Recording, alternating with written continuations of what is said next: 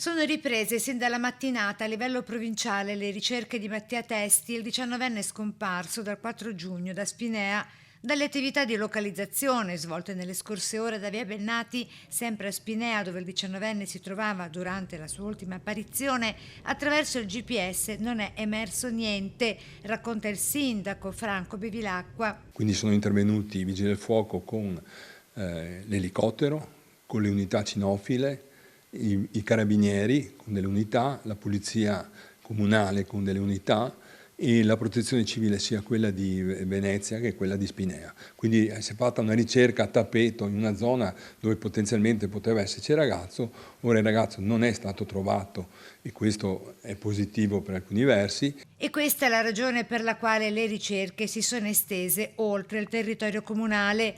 Grande la preoccupazione di tutta la comunità, in primis della famiglia di Mattia, per questa scomparsa ancora senza un perché. L'unica cosa certa è che il 19enne, prima di non dare più notizie di sé, sembra avesse litigato con l'amico con cui si era trovato nel vicino parco e che in un momento di rabbia avesse rotto il cellulare dopo averlo gettato a terra. Noi non abbiamo una conoscenza esatta dei fatti che sono accaduti, ma comunque sicuramente anche in una discussione tra amici non sono certo cose di gravità inaudita, per cui la scomparsa ha sorpreso tutti, anche gli amici, che sono come la famiglia, sono preoccupati anche loro e noi come comunità siamo preoccupati. L'amministrazione comunale, in costante contatto con le forze dell'ordine, sta seguendo la vicenda con grande apprensione, rinnova la vicinanza ai familiari e lancia un appello a Mattia affinché torni a casa presto. Avverti la famiglia che ti hanno cercato, li stanno cercando in maniera abbastanza